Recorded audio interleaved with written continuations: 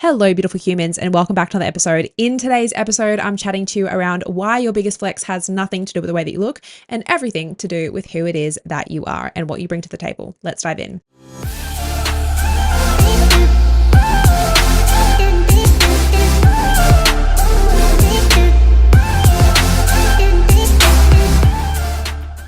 If you're new here, I'm Sherry, your binge eating food coach and counselor, and I'm here to help you regain calm, control, consistency, and confidence with all of your food decisions and get you from surviving in a binge restrict cycle to absolutely thriving and binge free.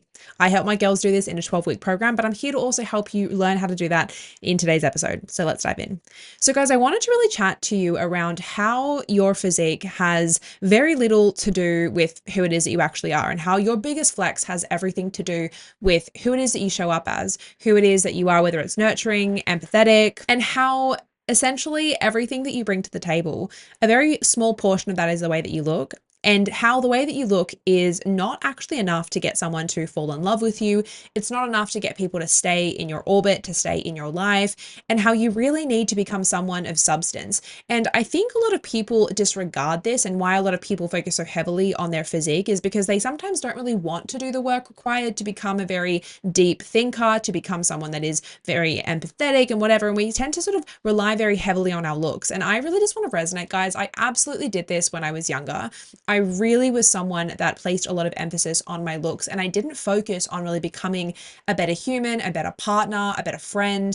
And there came a point where I ended up realizing, and it was very much after I'd been stuck in my binge restrict cycle for some time, that I realized that even when I was going to lose that weight and feel incredible again, if I wasn't a good person at that point, what was the point of it all? Because I could have a six pack and be like this lean, mean fighting machine. But if I wasn't surrounded by people that loved me, if I wasn't surrounded by people that respected me, if I wasn't surrounded by people that I actually knew how to love, what was that even going to look like? Right? And realizing that it was going to be pretty lonely at the end of that road unless I was careful about who it was that I started to bring to the table and into the relationships in my life in advance of me actually achieving my goals. And guys, an analogy and sort of like a little story that I want us to go on together right now is, right now, if you're not single, and you're in a relationship, that is absolutely fine. But I want you to think about, if you were single, and if you are single right now, I want us to think about us going on a date. And we rock up at this cafe, and there's this guy, and he's absolutely, absolutely stunning. He's gorgeous. And you're like, holy heck, he looks better than his Hinge photos.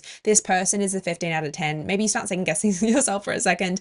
But you rock up to this guy, and you're like, oh my God, he's gorgeous. But within the first couple of minutes of chit chat, while he speaks to the waiter, maybe he doesn't order you your coffee. Maybe he's sort of just, there's like a lack of courtesy, a lack of etiquette, a lack of manners. Maybe he speaks rudely to the teller. Maybe you then go for a walk and he like throws his like coffee cup down. Maybe he starts speaking really negatively about his ex-girlfriend.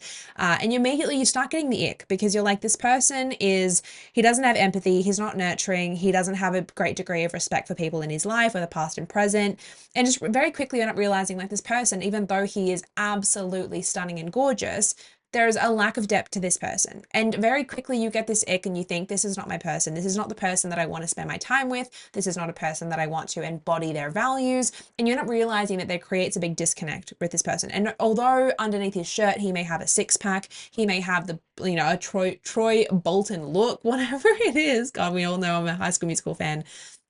Like, he might be absolutely stunning, but at the end of the day, his looks actually have very little to do with whether or not he's going to stay in your life, right? So I really, really, really want you to recognize right now that the way that you look is not going to allow someone and enable someone to stay in your life and love you, right? Your looks may give you this like instant attraction with someone.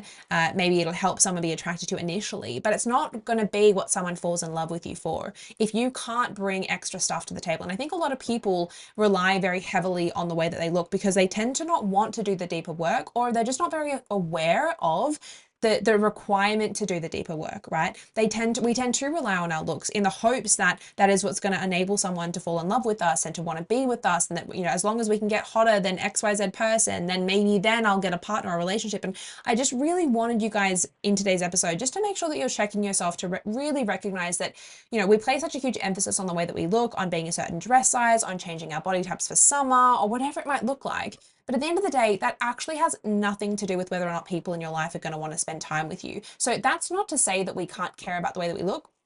You guys all know me. I absolutely do care about the way that I look. I think I come at it from a place of respecting my body, respecting the vessel that is my home, that is the only one that I get. And of course, I want to feel freaking badass in my life. I want to feel confident. I want to feel sexy. That enables me to actually show up as my most authentic self. And when I don't tend to look my best, that doesn't enable me, although I accept myself at all points, when I don't feel my best and I don't look my best, when I don't look my best, I don't feel my best, and then I don't do my best, and like it becomes this bit of a cycle, right? We all know what that feels like. So I'm definitely not the coach that's going to tell you that you need to embrace exactly where you're at right now and not want to change. I'm that kind of person that I will tell you, if you want to change, you absolutely can, but you have to come at it from the right lens. You have to come at it from the perspective of like, I'm doing this for me alone, and it is a compliment to the person that I also am as well. But I just really wanted to like flip this scenario on you guys so that you could really see if you went out on a date, if you found a girlfriend that was like a really gorgeous girl, and you know, you went on like hot girl walks together and she was gorgeous,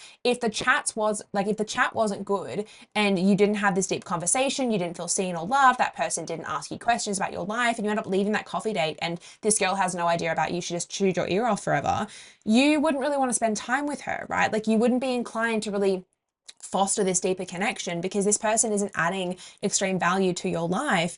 And it also, you know, when someone's, you know, very centric in the conversation, doesn't actually really let you in, and there's a lack of empathy and there's a lack of nurturing and love and exchange, you know, you're actually not able to really love that person to your best capabilities either. So the reason I want to share that, right, is because again, we just really need to recognize that that person's looks are not the reason that you're going to want to spend time with. And that person looks may have like 2% to do with whether or not that person is someone that you really want to spend time with.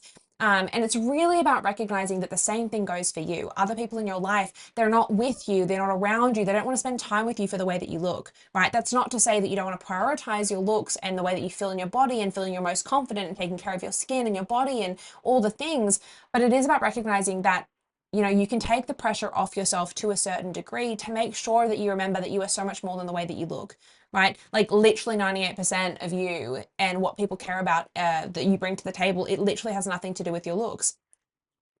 It literally has nothing to do with your looks. And if we really recognize that, imagine how much you could take the pressure off yourself, which would allow you to stop self-sabotaging so often, especially when it comes to your relationship with food, and how much more you could start loving yourself and focusing on areas of yourself that you need to build up now in terms of becoming a more empathetic person, becoming a more nurturing person, becoming someone that is really loving, that is better at, you know, making conversation, that is better at asking questions, that is better at making other people feel loved in your life. Like imagine if you focused more on becoming a better person that was, you know, even just taking more sort of actions to take care of her body and from a place of wanting it to feel its best and to be a home that is going to withstand the test of time until we're like in our 80s and 90s and hundreds, hopefully.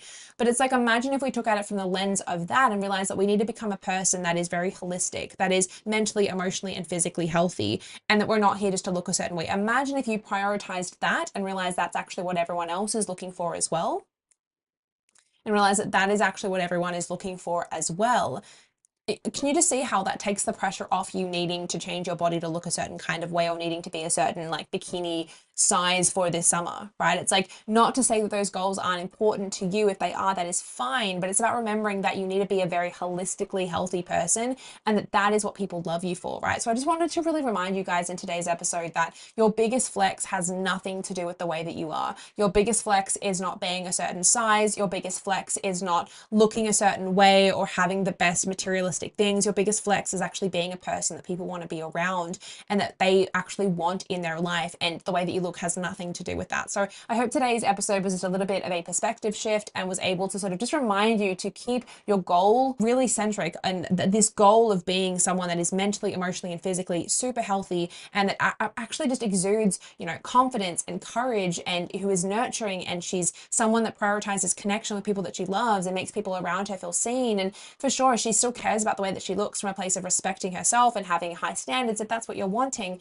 And I hope that it is, because you absolutely deserve to have high standards of yourself so that you can fulfill your potential. But it's very, very centric around, you know, you wanting to be a great human. And when we actually come from that place, you guys know I say it all the time, it becomes bottom up empowerment instead of top down pressure. when we think that we just want to look a certain way for others' validation, and that we need to look a certain way to achieve others' validations, others' loves, it's top-down pressure. It makes us feel squished. It tends to mean that we self-sabotage. And oftentimes the internal dialogue and the script that's running in our mind, the story we tell ourselves, is that unless I look a certain way, then I'm not going to be able to receive love. Like, this person's not going to like me unless I look like XYZ. And that's not actually the case. You know, good people are looking for good people from in here, guys. So all that to be said, I hope this is the little pep talk that you felt like you needed today. I love you. I believe in you. I back you. Let's stop surviving and start thriving in our lives. Let's kill it for another week. Bye-bye.